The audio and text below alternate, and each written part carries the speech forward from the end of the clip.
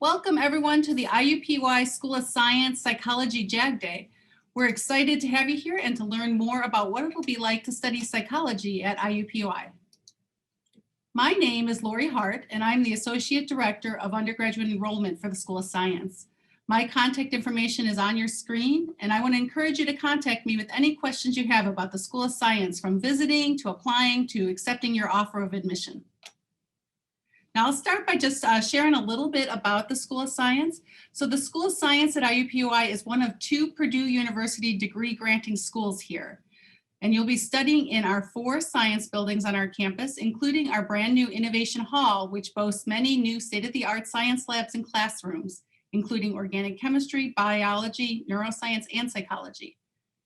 We have 9 science academic units: biology, chemistry, computer science, earth sciences, forensics, math, neuroscience, physics, and psychology. And our students are involved in over 500 campus organizations and over 30 science clubs and interest groups, such as Psychology Club and Psych-Hi Honor Society. But you're encouraged to join any of our science organizations, no matter what your major. For example, if you enjoy hiking and caving, you might want to join the Earth Sciences Club. Or want to help plan a murder mystery dinner, then the Forensics Club is for you. In Computer Science Club, you can help design and program a gaming cabinet, or help care for plants in our greenhouse through Biology Club. There is truly something for everyone. And the School of Science is invested in your success, providing free tutoring from experienced tutors in select science courses in biology, chemistry, computer science, physics, and psychology to supplement your course content. Now, we understand that you have many options of where you can study science, but I want to share the distinct advantages to studying science at IUPUI. First of all, we're a school of science as opposed to a school of arts and sciences, which allows us to focus on all of our time and resources to our passion, which is science. Furthermore, our pre-professional and career advising office, called Science Preps, focuses only on science and has created relationships with the employers that hire and the graduate and professional schools that admit science students. They will provide you with help in resume writing, internship, and full-time employment searches, and professional school preparation and applications. Next, our location in downtown Indianapolis provides you with many advantages. Living and learning in downtown Indy is fun. We have the Indianapolis Zoo, museums, the Indiana Repertory Theater, the Indianapolis Colts, the mall, and many great restaurants, all within walking distance of our campus. Nearby, we have many companies such as Eli Lilly and Salesforce, and city, county, and state agencies who hire our students for internships and provide job shadowing opportunity. We also have 5 hospitals that are on or adjacent to our campus, as are the IU schools of medicine, dentistry, and law, providing you access to amazing volunteer, shadowing, research, and internship opportunities. Next, you'll be immersed in a close-knit science community. You will find academically focused science students who enter IUPUI with GPAs and test scores above the all IUPUI average. You'll find your people here in study groups, student organizations, and in the many social opportunities available to you. This year, U.S. News and World Report named IUPUI number 49 in the nation for our commitment to undergraduate teaching. Our faculty is committed to undergraduate education.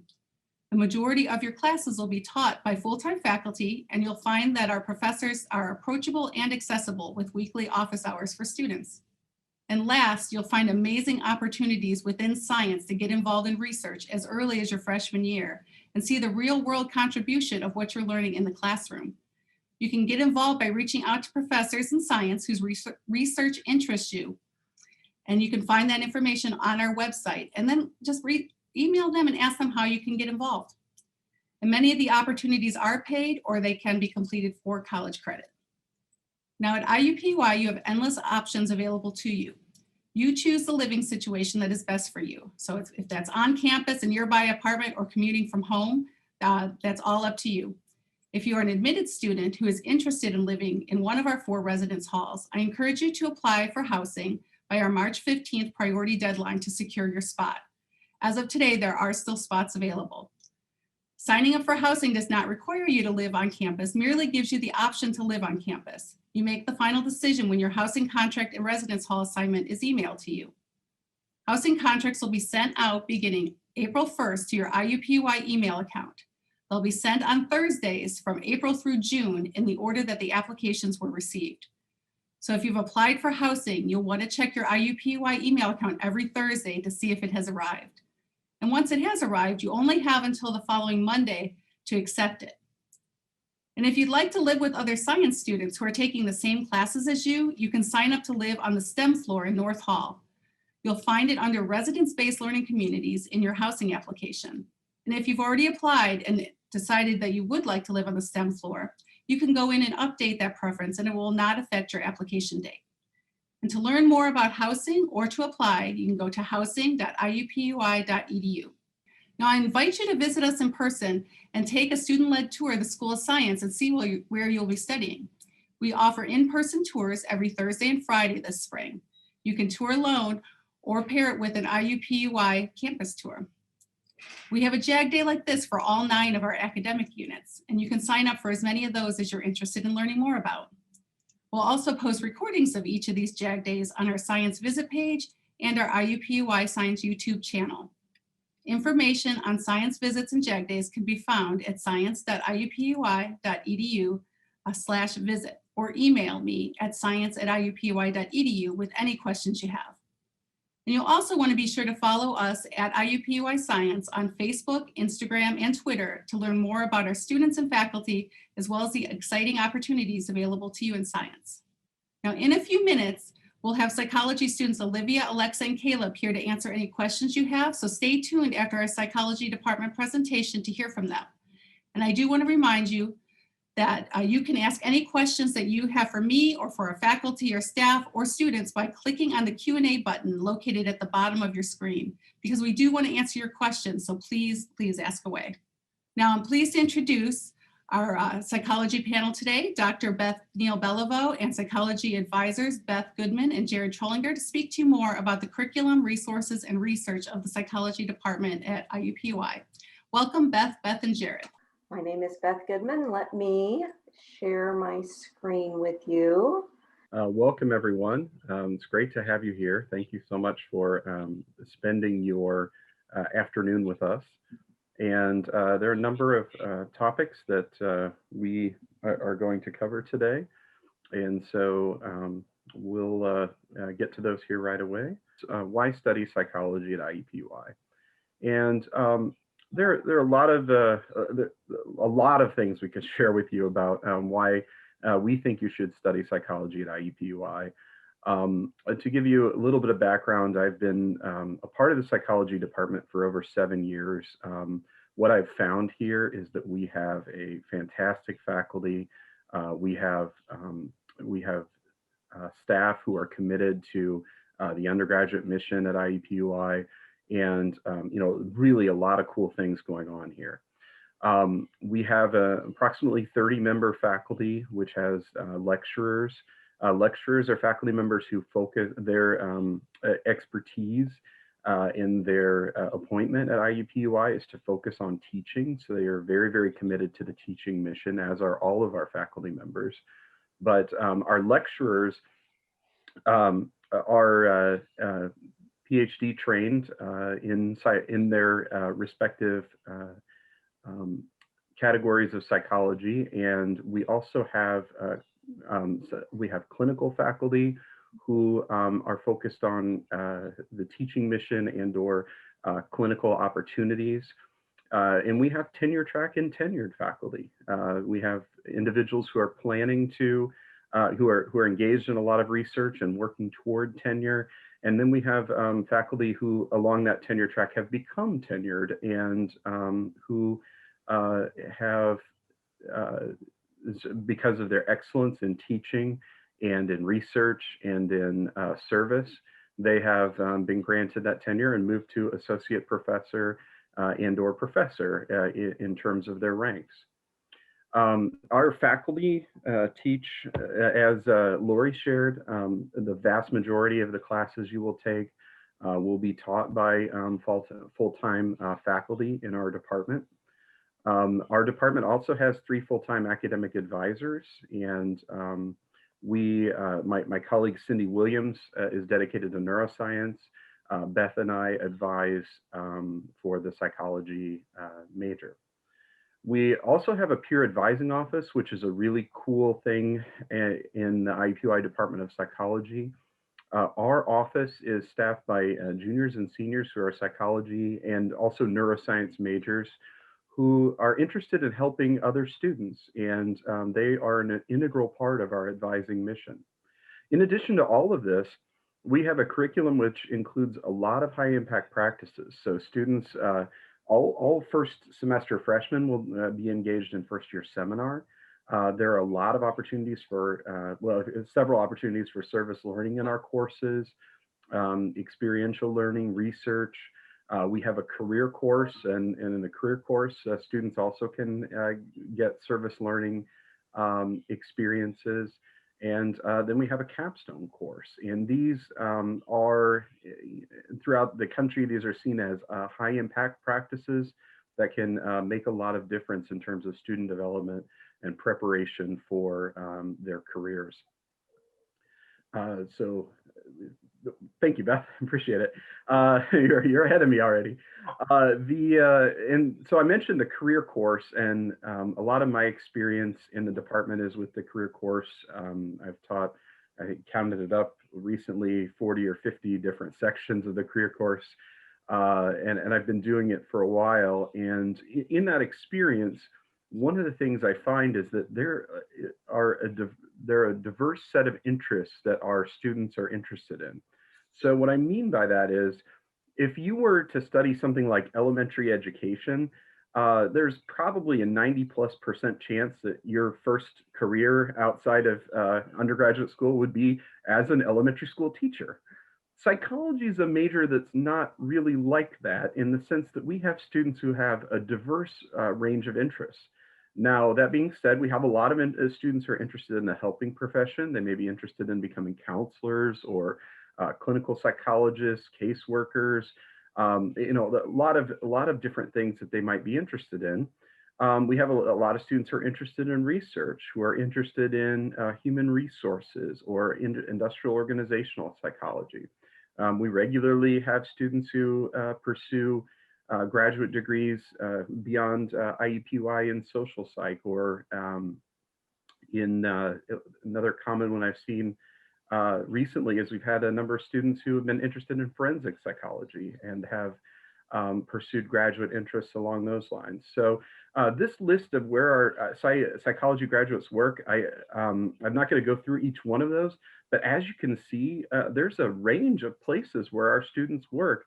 And when I did a recent review of the common employers for our students who have graduated within the last 2 years, there were a couple of organizations that like Lilly and Indiana University in some form, or IUPUI was pretty high. But then it was like 2, 2, 3, 1, 1, 1, 1, 1. A whole bunch of and what I mean by that is there were a lot of unique employers for our graduates. So our graduates don't per se go to one specific employer. They really go throughout the city, throughout the state of Indiana, and those who are interested around the country using their psychology degree professionally. All right, I think it's my turn. Hi, I'm Dr. Neil Belloveaux. Most of my students call me Dr. Beth. I'm one of those tenured faculty that Jared mentioned. I've been here at IUPUI this is my 27th year. I'm the Director of Undergraduate Studies for Psychology. And I'm going to talk a little bit about faculty research. I think research opportunities is one of the strengths of our undergraduate program. We have a lot of opportunities for students to be engaged in research. Lori mentioned, some of these positions are paid. For example, if you have work study as part of your financial aid package, there are work study positions. There's research positions where you can earn course credit. A lot of times you might get started in a laboratory as a volunteer, and then eventually you would be, doing a research project for your senior capstone, your senior year. There are research programs, undergraduate research programs that are campus-wide that provide funding. So there's lots of opportunities. And the majority of our tenure track or tenured faculty have active research programs and have undergraduates working in the laboratory. And when I say laboratory, that doesn't mean, like a bench with test tubes and that kind of lab. This could be human research, it could be animal research. And our research faculty, we fall in 3 sort of general categories that follow with our graduate programs. So we have 3 separate PhD granting graduate programs in our department. And so the faculty sort of fall within one of those 3 programs. So they're areas of research. The first one I have on the slide is Applied Social and Organizational Psychology, our ASOP program. And so we have a number of faculty within that general area. We have a faculty member who specializes in research on stereotyping and prejudice. We have another faculty member, a new faculty member, that looks at disparities in health and academic outcomes. We have another faculty member who's more of an industrial organizational psychologist who focuses on women in the workplace. So a number of different research areas within the sort of social psychology, industrial organizational realm. We have a large clinical psychology program in our department. So we have quite a few faculty members who either focus in an area that falls within sort of the umbrella of health psychology. And then we have another group within the clinical group that their focus is on severe mental illnesses, in particular schizophrenia. Okay, so within health psychology, we have a faculty member whose research focuses on cardiovascular disease, diabetes, and the relationship, say, cardiovascular disease and depression, or anxiety. We have a faculty member who focuses on the psychological side of with regards to cancer, in particular caretakers who are having to work with, live with, support someone who's terminally ill with cancer, for example. We have another faculty member who focuses on pain, especially healthcare disparities in pain and pain management. And then we do have 2 faculty members whose focus is on substance use in different areas within substance use, but on the clinical side. So they're working with humans. You'll see that's in contrast to when we get to addiction neuroscience, which I'm part of, and we don't work with humans. But let me go through severe mental illness. We have 1 faculty member who focuses on recovery and helping people that have been diagnosed with schizophrenia acclimate into society, help them, get jobs, socialize, and that's a very big program. And then we have another faculty member who focuses on cognition, language, and affect, mood, related with severe mental illnesses, in particular schizophrenia. And then the third sort of umbrella of faculty research interest is the addiction neuroscience program. Okay, I am part of that program. I should say all of us but one focus on animal research. Okay, so we do animal models research. Indiana University School of Medicine has one of the longest running, if not the longest running, alcohol research centers in the world. And so a number of my colleagues are part of the Alcohol Research Center and do alcohol related research. Others, or along with alcohol research, because I do some alcohol research, We do research with stimulants, with THC, the active ingredient in marijuana, morphine, the opiates, so a whole host of drugs of abuse. But I would say the biggest focus of our group is alcohol research. Okay. And so, we are, so far as overall as a department, we are a pretty research focused department. And as I mentioned, we do have lots of opportunities for students who are interested to get involved in research.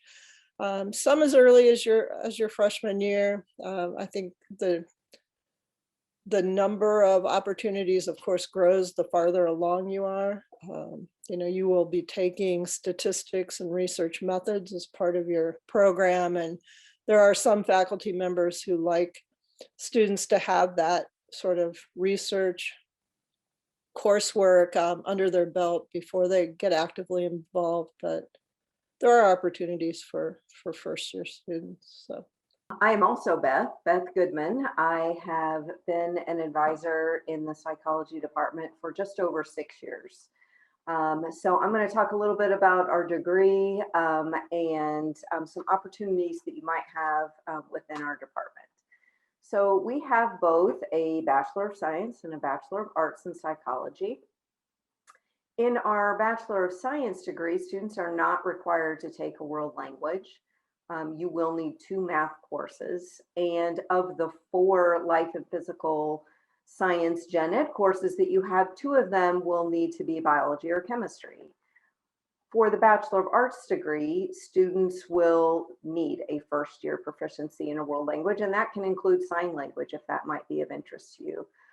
You will only need 1 math course, and of the 4 general ed science courses, they don't have to be biology or chemistry if you don't want them to. They can be anything on our approved list.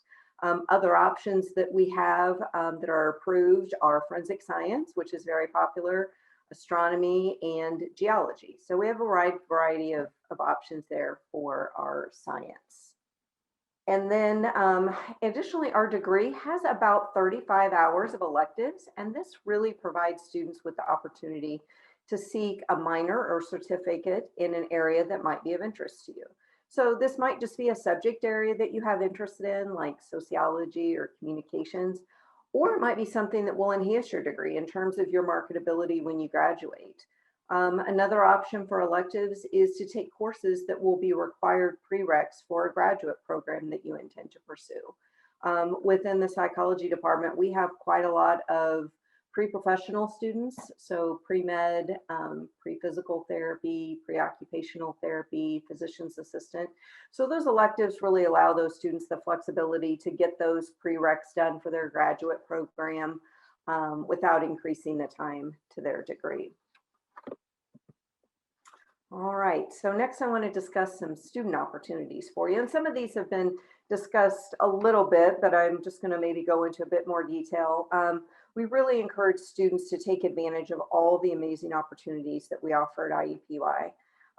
In terms of service learning, IUPUI has a long history of service within the classroom, opportunities that are offered within the classroom, opportunities for campus service events, as well as service in the local Indianapolis area. As Lori mentioned, there are hundreds of student organizations and clubs you can get involved with.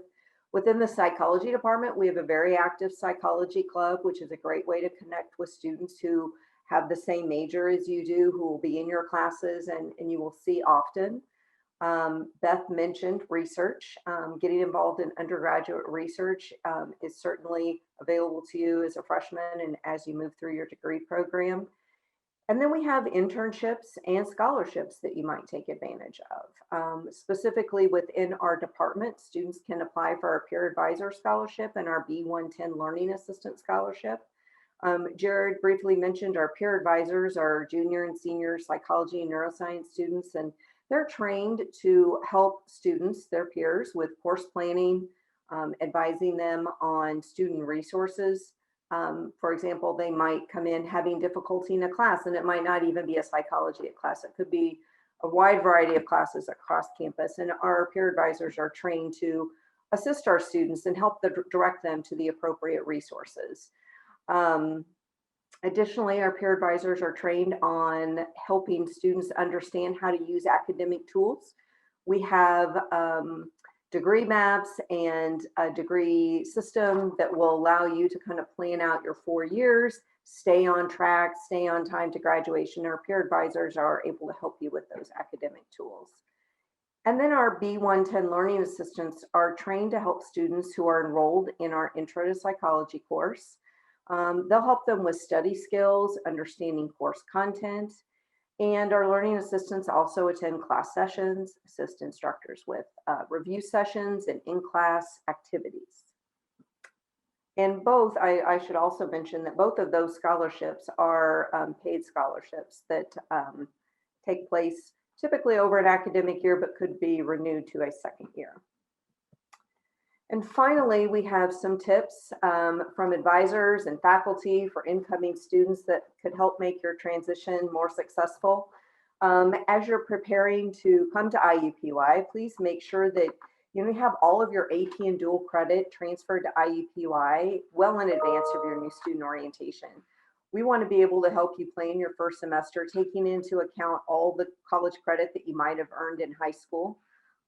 And so if you get those scores and dual credit sent to our admissions office, we'll be able to clearly see what you've taken and advise with that in mind. We also want you to take your placement exam seriously. Your math, language, and chemistry placements will help us guide our recommendations for you in your first semester and help you really to create and work with you to come up with that most ideal schedule. And finally, once you're on campus, get involved. I mean, take the opportunity to attend the many activities that will be going on during the weeks of welcome events in the first 2 weeks of the semester. There will be so many opportunities for you to connect with other students on campus, and specifically within the School of Science. Within the first few weeks of school, we typically have a very large science gathering outside, a science picnic, and we have some welcome events where you can meet club members and sign up to get involved in the psychology club within our department. So take advantage of all that is on campus for you to help you get acclimated and really feel like IUPUI is your home for the next 4 years. And here are the contact information for Jared and I. Of course, we are happy to answer any questions that you might have after this presentation. Feel free to email us at any time. And I think we are ready. It's about 4:01, so we are ready to answer any questions that you all might have. I'm Bex. I'll just read them to you and you guys can help me answer those. But first question is, will there be fees for science clubs? Like, how do the clubs work? So I guess we'll specifically talk about the psychology and psych honor society since it's in your department. All right, right now I'm the faculty advisor for both of those clubs with help from others. And psychology club, there are no fees, and that's the same as far as I know for biology club and chemistry club.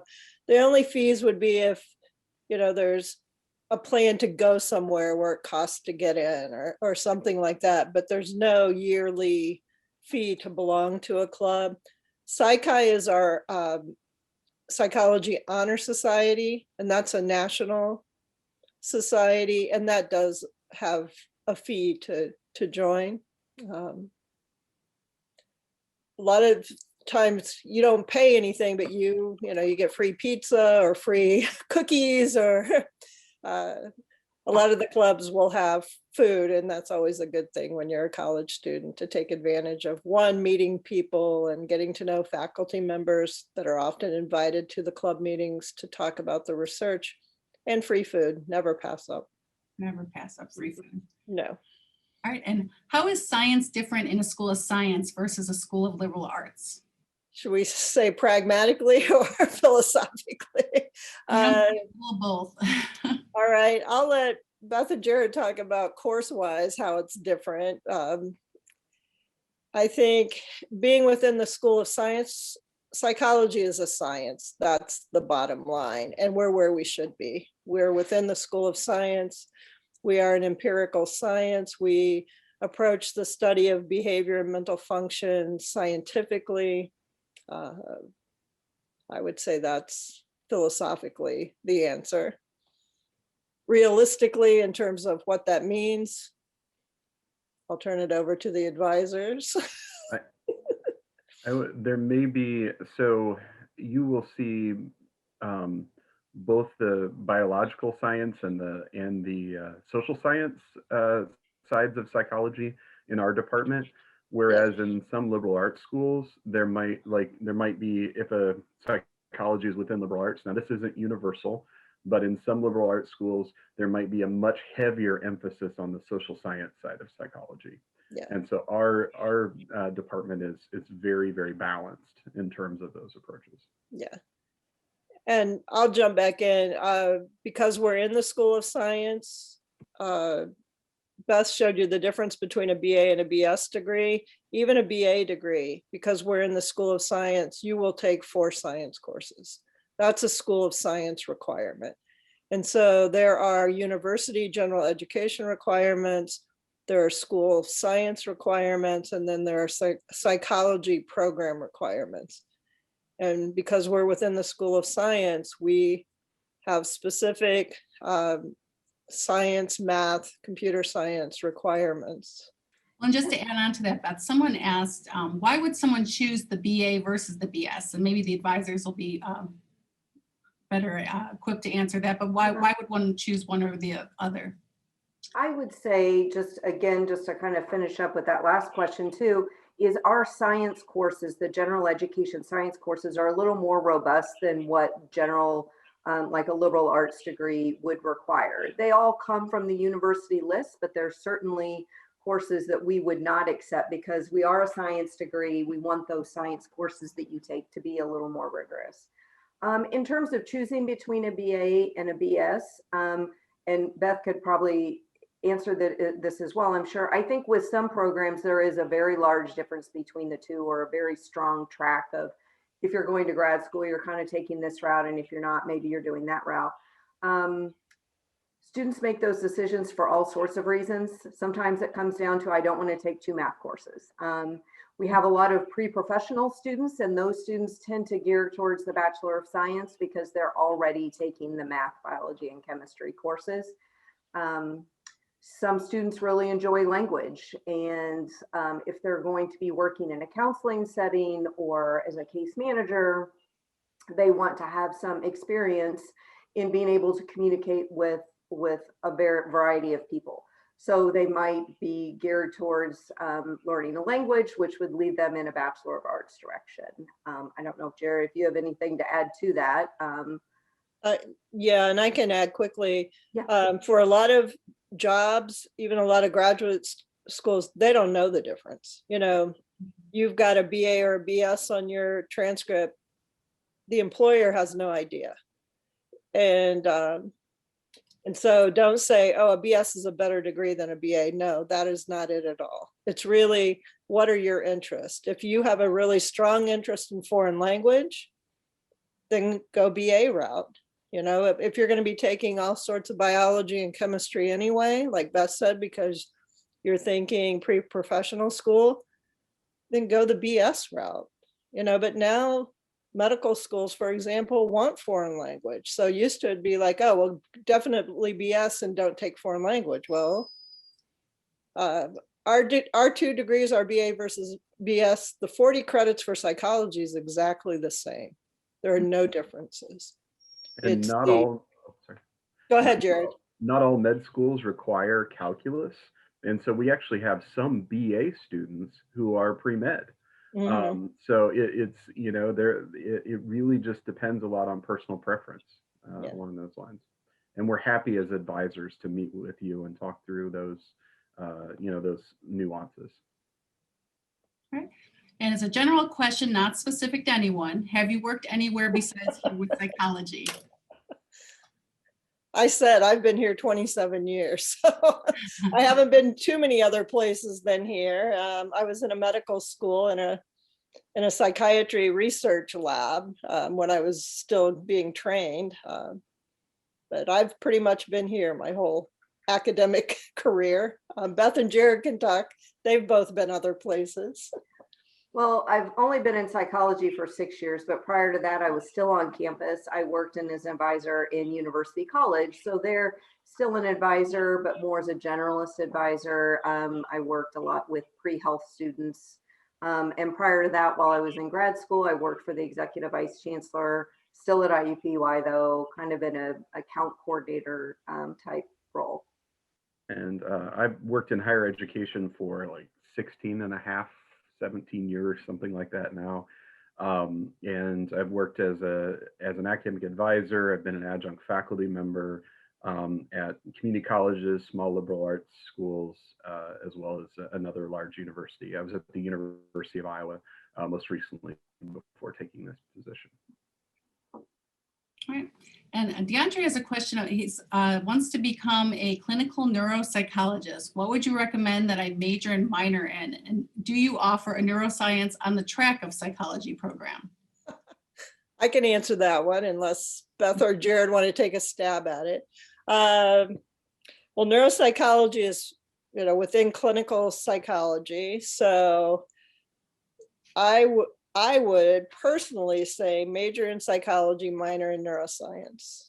You could go the other way. You would just have to be sure if you majored in neuroscience and minored in psychology that you check the prerequisites for the graduate programs that you were interested in to make sure that if they had any specific psychology undergraduate prereqs that you took those courses as part of your minor. Off the top of my head, that's what I would say. And we have both. We have both neuroscience and psychology majors and minors in both. So. And we do have students who do dual degrees in both of them as well. So yes, lots of students. Yeah. Mm-hmm. All right, and here's one for the advisors. Are placement tests required if we have AP exam scores and dual credit? Maybe, maybe not. It depends on what what your AP and dual credit is in. Perhaps if you have dual credit in math or an AP exam and it covers the math that perhaps you need for your major, then you would not need to take a math placement exam. Same with language and same with chemistry. I think if you have questions about specific placement exam and how that connects to your credit, Jared and I would be happy to answer those questions. Also, orientation services. When you sign up for orientation, there's an orientation office. You can email them questions. They are also able to help with that. I don't think there's a specific answer to that. I think it really depends on the credit and then the test where you're at. And there's testing for, again, language, chemistry, math. So you might need it for one, but not the other. So orientation services or Jared and I can help you kind of figure that out. Yeah, and when you're working through your orientation modules, it'll have you enter your information and it'll tell you what tests that you need to take. So you can follow that as well. Dr. Beth, here's a question for you. I will be transferring to IUPUI in the fall as a junior. When do you suggest I start inquiring about research? As soon as you get settled in. Yeah, coming in as a junior, I would, give yourself time to get settled into your courses and then start looking, first step, go to our website, to our the people directory. And if you click on us, it'll pop up information about the types of research we're engaged in. And Lori said, craft a nice email, send us an email, tell us you're interested, why you're interested, and be patient because everyone's really busy. And, if you don't hear back within a week or so, send a follow-up, and the vast majority of us will answer back quick, relatively quickly. And Ella is asking about the computer science classes, part of the psychology degree. What is the focus within those classes? Most students take data analysis using spreadsheets, which is a course that initially it starts out in Microsoft Access and then moves to Excel. we've had a lot of students recently opt to take the Intro to Computer Science course or the Intro to Programming course. So there is some flexibility to take different options. Historically, the recommendation has been data analysis using spreadsheets, and in particular, because students will use Excel as a part of the stats course. So. All right. And Dr. Beth, are there any other areas of focus in neuroscience other than alcohol and animal behavior? Yes. We have a large neuroscience research institute on the medical school side of campus, the Stark, and they have a variety of areas, and we have students working in quite a few different labs over in the Stark. There are also neuroscience labs in biology. We have a computational group. Yeah, there are a lot of different areas. We specifically in psychology, our group is addiction neuroscience. So all of the faculty members within the psychology department that are in neuroscience, we all do addiction research. But there's a huge neuroscience community on campus overall. All right, and one last question. What would you suggest for someone trying to be a therapist, the kind working with emotions? In terms of BS research, Yeah, they're not, I mean, I would say in general, which, degree path and, I guess what opportunities should they take advantage of? I would lean, and I'm looking at Jared and Beth to see if they agree. I would think a therapist, I would lean BA with Spanish just because of the population and having opportunities to work with diverse populations, but you wouldn't necessarily have to. It also depends upon what sort of advanced degree you want, because more than likely, not absolutely, but more than likely, you're going to need an advanced degree to get to where you want to go.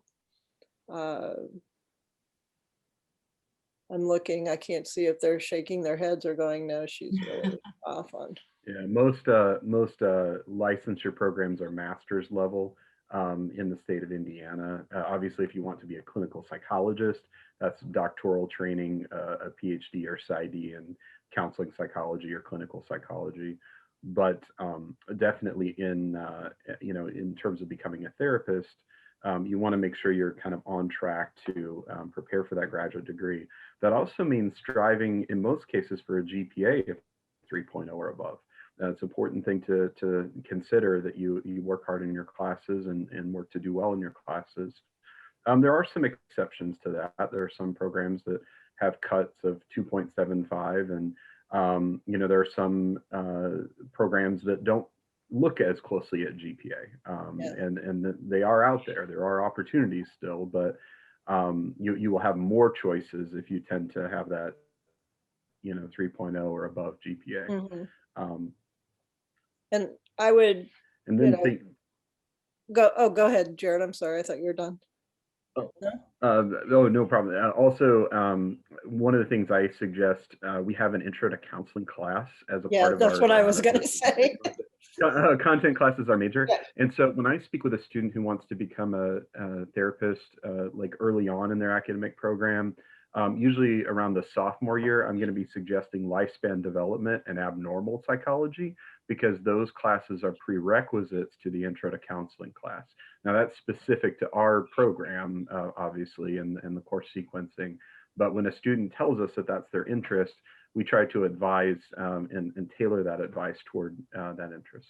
Yeah, that's what I was going to say. You're going to want to pick your content courses, your psychology content courses to follow what you're interested in doing. Yeah. And so abnormal, intro to counseling, maybe drugs and behavior, or alcoholism and alcohol abuse and alcoholism. No, drug abuse and alcoholism. I taught that course forever and I can't remember what it's called. There's a couple more questions on here that I can answer here real quick. Sophia asked if she applied as a pre-neuroscience BS and she wanted to know what the pre meant. And Sophia, what that means, the pre means is that you're admitted to University College. And after your first semester and you take those intro classes, then you can apply to the School of Science. We still consider you a neuroscience major. That just lets us know that you still have to do the paperwork to get into the School of Science just after taking your freshman level classes. And then, is there anything in particular that can make a student who is dual majoring in psychology and neuroscience stand out, especially when they're in school? And MB, what I would suggest is that you meet with our science preps office, and they are pre-professional advisors, and they are experts into working with students who are looking to get into professional school. They will, it's obviously the good grades, it's going to be service learning opportunities, it's going to be other experiences like research and internship. Yeah, those are really going to set you apart. But anything additional, I'm sure if Beth or Jared or Beth, you have anything to add, but I think preps is probably the best place. Letters of recommendation. I spend a big chunk of my time writing letters of recommendation because of the courses I teach. And so you want to get to know your faculty member, your instructors. So not just be a face in a class of 100 or 200. We don't have very many classes of 200, but we have a few. So you really want, sorry, the puppy's tired of me being on Zoom. You really want it to get to know your faculty. All right, and with that, we've got a couple more questions, but I think I can put those on the student side. So I did want to thank Dr. Beth and Jared for being with us today. Yeah, there's a couple in the chat too, so. Oh, there is, I didn't know. Okay. So we will, oh yeah. So are the campuses on, or are the classes on campus, virtual, or online? Are they available in the evening? So in the fall, we are going back to on-campus learning. So, and most of our classes you'll find are during the day. Some of the differences between psychology and neuroscience. Dr. Beth, I don't know if you can answer that. Oh, what are some differences between psychology and neurology? Neurology is a specialty in medicine. So a neurologist, you would have to go, get your undergraduate degree, go to medical school, and then specialize in neurology. So if you mean neuropsychology, that's within clinical psychology, and that also would be an advanced degree, but that would be a PhD and not a MD. All right. Well, thank you very much. And if we'll move on to our student panel. So if Caleb, Alexa, and Olivia, if you want to unmute yourselves and show your screens. Hi. Hi. Hello. Well, why don't we start by letting the three of you just introduce yourselves and tell a little bit about yourself. We'll do Caleb, Alexa, and then Olivia. Alrighty, well, hello, I'm Caleb. My pronouns are he, him, his. I am a junior here at IUPUI, and my major is psychology with a minor in forensics and sociology. Hi, I'm Alexa. My pronouns are she, her. I am doing a dual degree in psychology and American Sign Language English interpreting. I'm a junior. I'm involved in Psych-Hi and different organizations on campus. I also do undergraduate research, and that's a little about me. Hi, everybody. My name is Olivia. I'm a third year at IUPUI. My major is English, psychology, criminal justice. My minors are forensic science, American Sign Language, philanthropic studies, and sociology, sorry. I work with O-Team as a summer orientation leader and a first-year seminar mentor. I also work at the MAC as a finite core, and then this coming fall will be the STEM RA at North Hall. And since we talked so much about research today, I want to start with research. And Alexa, I know you've got an awesome research position on campus. Can you share a little bit about that with our guests? Yeah, no problem. I do research here at IUPUI. I'm in a neuroscience lab. So kind of like we talked about earlier, I'm in an addiction neuroscience lab. I work with Dr. Logrip. And in the past, I've done some work with alcohol and sex differences in how rats react to how much alcohol they drink, depending on how much stress they've had in the past. And right now I'm working on a project that looks at corticosterone and the role that it has on habit forming. So I'm really excited about that. I was able to get started in research since my freshman year because of a scholarship called DSRP, Diversity Scholars Research Program. I highly suggest you apply for it if it's still open. I'm not quite sure, but if you have, then I really hope you get in because it's a really great opportunity to get started in research beginning your freshman year. I've had such great opportunities. I've been able to present my research at a national conference. So that's been a really cool experience for me. All right. And I wanted to talk a little bit about mentors that you've met along the way, like in the psychology department or here at IUPUI. Can each of you maybe take an opportunity to talk about somebody that has mentored you during your time here and what that's meant to you? Yeah, so the first person that comes to mind with mentoring for me is Dr. Krupa. Dr. Krupa is one of the psychology professors here on campus, and she kind of helped me become a TA for her. So I was a TA for her last year, and now she's kind of mentored me into becoming like the senior undergraduate TA. So now I supervise the other undergrad TAs and kind of help them like learn those leadership skills and stuff like that. Alexa, you want to go next? Yeah, sure. So Dr. Legrip, who the lab that I work with, she's been a really great mentor to me. Having met her since my freshman year, she's really helped me develop my research skills and other interpersonal skills, like being able to work in a team, being able to enhance my communication, because in a lab you're working with other people and it's really cool to be able to grow and learn from other people. So having someone from your first year to talk to about your different experiences in the lab or in general in your college career or personally, it's a really, really good experience to have someone you can talk to no matter what. I would probably say the two mentors that I had my first year was my first year seminar mentor, Riley, who was just kind of there to help me with my transition into college, was just there for whatever it was I needed, whether it was studying tips or just personal life struggles needing to talk about. In terms of faculty mentors, I would probably say my advisor, Beth, who's here today.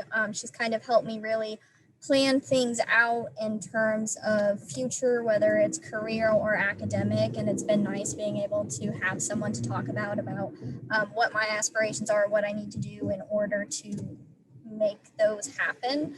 And then just everyday life types of things help with getting into research, talking about different life experiences that you want to have, how do you go about getting involved on campus, that kind of thing.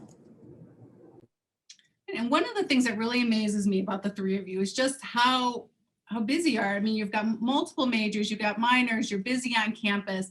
How do you keep that all together? Like, what is, some of your pointers that you'd give to students coming in about how to get involved, but still be able to stay on top of your studies? All right, I think I can start us off. So what I'm involved in is I am a senior undergraduate TA for the psych department, and then I am also an RA on campus on the STEM floor that we talked about earlier. I've been an RA on the STEM floor for the past 2 years, and I just got my third year, so I'll be back next year. And I am also on the JagDay Executive Board, which is IUPUI's dance marathon here on campus that raises money for Riley Children's Hospital. And I think the main thing to just stay organized and keep a planner, do a little bit of each thing each day. That's what I do. Obviously, school comes first. You're always going to be a student before like your other extracurricular activities. So make sure you just keep up on school. And I would say just kind of know when too much is on your plate and don't be afraid to say no to like other opportunities if you already have too much going on. Yeah, I have got a lot on my plate. I've got so much. I've got, classes, research, I have a part-time job. I'm in a bunch of different programs and clubs. It's all a lot, but I really, really enjoy doing it. And that's like an important thing to keep in mind. Make sure that you're doing things that you like, because then you're enjoying when you get to do these things. But as for the organization part, I really just recommend staying on task or trying to plan out your week, your day as much as you possibly can, and try to find different time frames that you can get a little bit of work done. So last year I had a class that I had two classes that were kind of back to back. There was like an hour in between.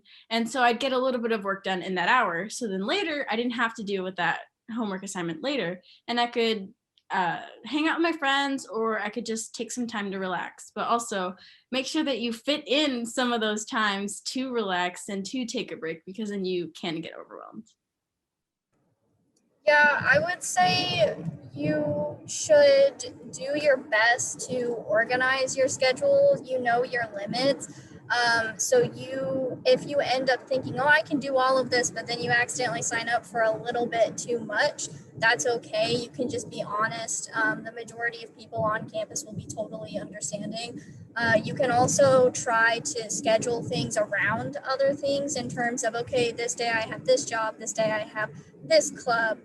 Some students try to make it to where they work on the weekends and then focus on their school during the week, and then have extracurricular clubs after school during the week. So it's kind of just whatever you need to do in order to be successful. Some students feel like they need to study more. Others feel like they don't necessarily need to study a whole lot before their classes. So it kind of just depends on what you need. I do recommend using a planner though. Having a planner and writing down all your different assignments, all the different activities that you have to do, the due dates, doing that on a planner and a calendar makes it easier so that you don't forget any due dates, you don't forget any meetings of what's going on. And then whenever you complete it, you can just do like a little check off, and then that kind of helps you keep on track and also feel better about the fact that, wow, look at all this stuff that I've accomplished. And Olivia, I wanted to talk a little bit. You've got some really cool experience with the Multicultural Center here on campus. Can you talk a little bit about that? Yeah, so last year I worked for the Multicultural Center as a multicultural peer educator. So with that job, what I did was I went around campus doing different workshops about different multicultural ideas, concepts, teaching people about bias, stereotypes, social justice, different things like that. There were 7 different workshops in total that we did. And so it ranged from freshmen students coming in to juniors who were about to be graduating on their senior year, where professors would sign up for those workshops, and then my coworkers and I would go and give presentations about these different things just so that students got to learn about them. And then I also was a co-facilitator for the Multicultural Leadership Empowerment Program, which is a program that IUPUI has regarding multicultural leadership. So you learn about those same concepts that the workshops cover, but more in depth. You have 2-hour workshops for 5 weeks that you go to, where you have 2 peer educators teaching you about the concepts. You're applying them to your own life, talking with other people about what you think about these things, asking questions, reflecting on your own life, reflecting on your biases, different things like that. And then once you complete the program, you get a certificate in multicultural leadership empowerment. And once you've gotten your certificate, if you want to be a peer educator, you can apply for that position. In the spring, the peer educators also create their own research on whatever social justice issue they are interested in or they want to raise awareness about. So I know last year, some of them were about religion, pink tax. I did my research program on the stigma surrounding disability. There's a lot of flexibility with it too. So let's say you have something come up and you miss one of the workshops for the MLEP program, then you can talk with the peer educators and schedule a different time to make it up so that you can still get your certificate. And if you, the great thing about the certificate program is it doesn't count against you in terms of credit hours. So if you're already taking 18 credit hours, it doesn't count as credit hours, so you can still do it. And if you feel like that, and if you're interested in something, you want to learn more about it, then the people that work there will sit and talk to you about it. They can give you readings so that you can read about it. And then there's also a different program that the Multicultural Center has called the Social Justice Scholars Program. They host a variety of social justice programs on campus. that you can go to. If you look at the calendar events for IUPUI, you'll probably see some of them where they educate on different social justice topics as well as have different discussions on campus so that you can share your opinion on what's going on. And so you can apply to both of those positions in the spring. The social justice scholars, the only requirement I think is that you have to have completed your first semester on campus. All right. And I want to talk to about all three of you, because I know you've had some residence hall experience. And Alexa, you're my favorite one to start with on this. Can you talk a little bit about North Hall and the STEM floor and what that is like? Yes, I can. I love North Hall. I love housing so much, y'all. I really do. I'm an out-of-state student, so I was really, really nervous about coming to IUPUI because I've never been in Indiana and I never went somewhere that was just completely by myself. So I lived in North Hall, which is one of the dorms on campus, for my first year and my second year. And it was one of the greatest experiences that I've ever had. I was able to make connections, like build friendships and really get to know the campus and get to know the environment and really get situated in that sense. And I was always on the STEM floor because it's really cool. And you can literally pop around the corner and be like, hey, you're in my one class. Can you help me out? Or do you want to like study or just really get to know people? So I really, really love housing. I very highly suggest it. If you can apply for housing, you should very much so do it. Yeah, going off of Alexa, housing is great. I love housing. I work for housing. So I've worked for housing for the past 2 years now, and I've lived on the STEM floor my freshman year, and I'm going to live on the STEM floor next year. So I'll be living on the 4th floor of the STEM floor all 4 years of my undergrad. And it really is truly something. It's so great living on the STEM floor. And something cool about the STEM floor is, like Alexa said, everyone has there's an array of majors, but everyone kind of has the same path within the School of Science or School of Engineering. So you're always going to meet your classmates there, or your peers will be in the same classes as you, so you can always ask for help. And then the RBLC itself will hold special events for studying for STEM in general. So you get to learn more about STEM and the School of Science as a whole, just from living on the STEM floor. Yeah, housing is great. I commuted my freshman year, and then my sophomore year lived on campus. Alexa and I were actually roommates because we had the first year seminar and we're friends. And it's awesome. Living on campus makes it to where right after class, you can go hang out at the dorms, go eat with friends, makes it to where you can build deeper connections and spend more time with people. Whereas with commuting, it was harder to make friends my first year because I wasn't really involved on campus. I just showed up, went to class, and then typically left. So the only people that I was friends with were Alexa, because we had the same first year seminar, and then someone that I met during my orientations.